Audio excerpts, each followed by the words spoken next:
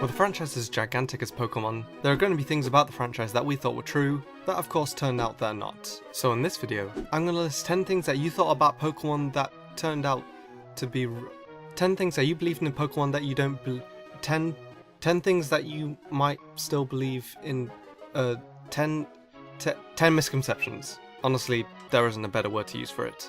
So yeah, hope you enjoy. Number 1. The Hoenn gym leader Tate is a girl. Holy crap, the amount of people who were shocked to find out that Tate is in fact a boy, to me is honestly quite shocking. So the reason I always knew that Tate was a boy was because I watched the Generation 3 anime before I played any of the Gen 3 games. And the anime makes it very clear that Tate is indeed male. Yep, and we took care of those 3 from Team Rocket too. Our little brothers, yeah. This isn't so obvious in the games, where all you have is their appearance. But I definitely see why someone would think Tate is a girl. Even the manga mistakenly refers Tate to as a girl. Well, guess what people? Tate is a guy. Now you know. Number 2. Abilities and items that increase stats, like huge power and Eviolite for example, affect the Pokemon's base stats.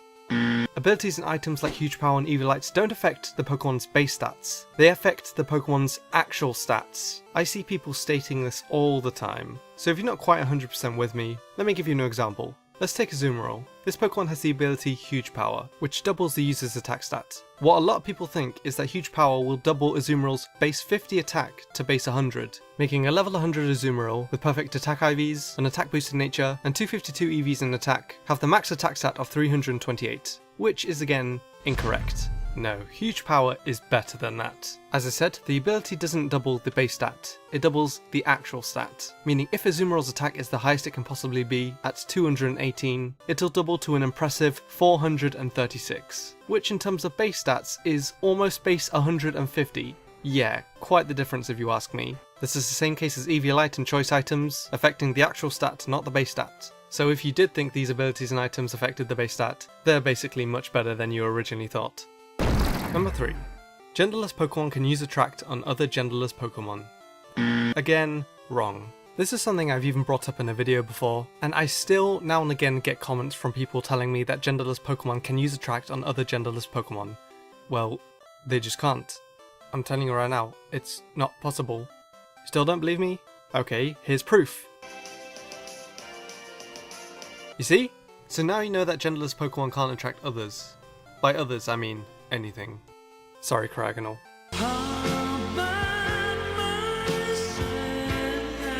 Number 4.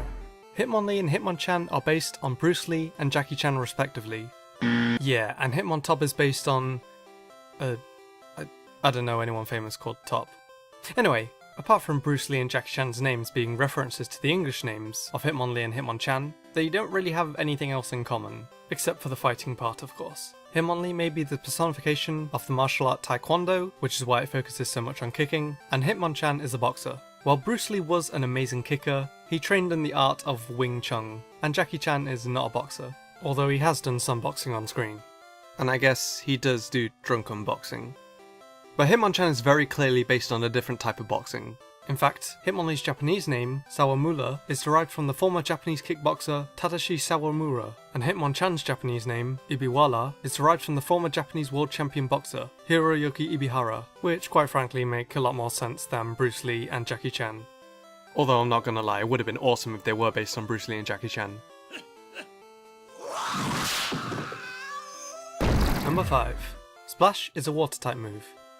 Splash is not a water type move and is instead a normal type move. Another misconception is that Splash should be a water type move. However, the reason why it isn't is, apart from the English name being Splash, the move literally has nothing else water related about it. Its Japanese name is Hop, which is precisely what the user does when it uses the move. Hop about. And that's pretty much it. Because for a while the move was exclusively for Magikarp, that would suggest why the move is called Splash rather than Hop in the English version. And Splash is even unable to be used if gravity is in play. That explains why Splash isn't and shouldn't really be a water move. All that really happens is the user jumps about. So if you think about it, technically, if it's just hopping about, almost any Pokemon could learn Splash if they wanted to. Number 6. Thinking that a differently coloured Pokemon is shiny when it isn't. Come on, I cannot be the only person who thought that Kekulon's shiny form was purple. because I played Pokémon Mystery Dungeon Blue Rescue Team before any of the Gen 3 main series games, and there's a freaking purple Kecleon in the market square, not to mention how much rarer shinies were back in Gen 3, with shiny Kecleon barely changing in the first place. A Kecleon that was completely different colour to the original would definitely be mistaken for a shiny by some people. It's also possible that you thought the shiny version of Butterfree was pink, since Ash's Butterfree's partner was pink, but no, shiny Butterfree actually looks like this. Wait a minute. Female Butterfrees have a mark on their wings. There's no mark on the pink Butterfree. So, this Butterfree is male? Which if it is, you know, nothing wrong with that. Or this Butterfree is female since gender differences weren't introduced in Pokemon until Gen 4. Anyway, moving on. Number 7. Cynthia has a Rayquaza. Unfortunately, as awesome as Cynthia is, she's never been officially shown to have her own Rayquaza. I'm guessing this misconception became more apparent in the anime episode Malice in Wonderland, where Miss Magius created a dream version of Cynthia, who did in fact have a Rayquaza. But like I said, this was just a dream. In the TCG, there's a Rayquaza champion card that has Cynthia's face on it, but it still doesn't say anywhere that this is Cynthia's Rayquaza. Now I'm not doubting Cynthia's abilities at all. I mean, she's arguably the strongest champion of all Pokemon so far. But again, she's never officially shown to have a Rayquaza. And thank God she doesn't. The champion battle on Diamond Pearl is hard enough. A Rayquaza is one of the last things I would want to see from her.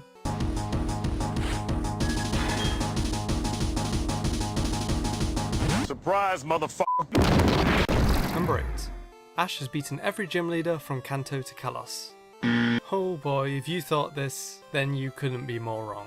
While Ash may have every gym badge from Kanto to Kalos, that doesn't mean he won them. Let's go through each gym leader Ash didn't beat, but still got their badge. He didn't beat Misty. Yeah, he didn't even beat Misty. The match was called off because of Team Rocket, and Ash gets the badge for protecting the gym. He only got Sabrina's badge because Haunter made her laugh.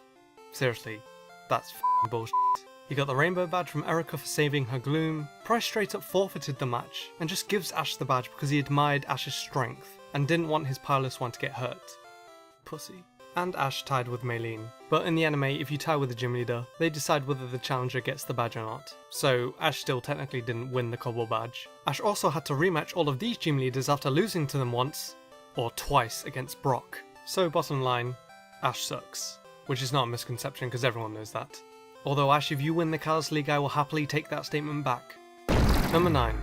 You can take the space shuttle in Pokemon Emerald to catch Jirachi.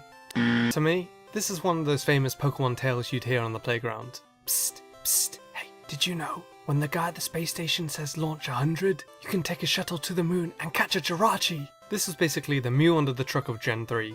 It's possible there was a way to get this to work through cheating, but apart from that, yeah, this is nothing but a false rumour.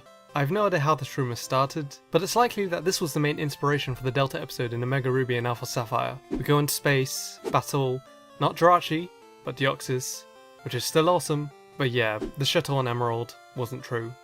And finally, the 10th misconception is the Master Ball in past generations of Pokemon had a chance to fail. Now, out of all the misconceptions covered on this list, if I were to get at least one wrong, this would probably be the one, but I'm covering it because it's a pretty interesting topic. So a lot of people like to think that in past generations, the Master Ball, despite being known as the Pokeball that will never fail, had a tiny chance of failing. There are many formulas that calculate that the ball had a chance to fail, mainly being 1 in 65,535, or others that say 0.04%. But there are a few problems with this. 1. It's very possible that the Master Ball was programmed to bypass the catch rate altogether, meaning that none of these formulas would matter at all. 2. There has never been a documented case showing the Master Ball failing. Sure, someone online might say that their Master Ball failed, but the problem is anyone can say that, and again, there's no proof. And 3. If the Master Ball did have a chance to fail, this most definitely would have been put on an official Pokemon site like Bulbapedia, but unfortunately as of now, there is no evidence to prove that the Master Ball could fail in a past generation. The only times a Master Ball can fail is if you throw it as a Pokemon that's already owned by a trainer, or if you throw it as a ghost, or if you throw it in the anime. So overall, there's no need to worry when throwing a Master Ball. Chances are, it's definitely not going to fail. Unless again, you throw it in the anime. And there you guys have it. 10 things in Pokemon that you probably believed at one point or another, or possibly still believed until seeing this video. Hopefully you learned a thing or two. Or even better, hopefully your mind was blown by at least one of the points on this list. If you enjoyed, please leave a like, subscribe for more Pokemon videos in the future, and until next time as always, thanks so much for watching.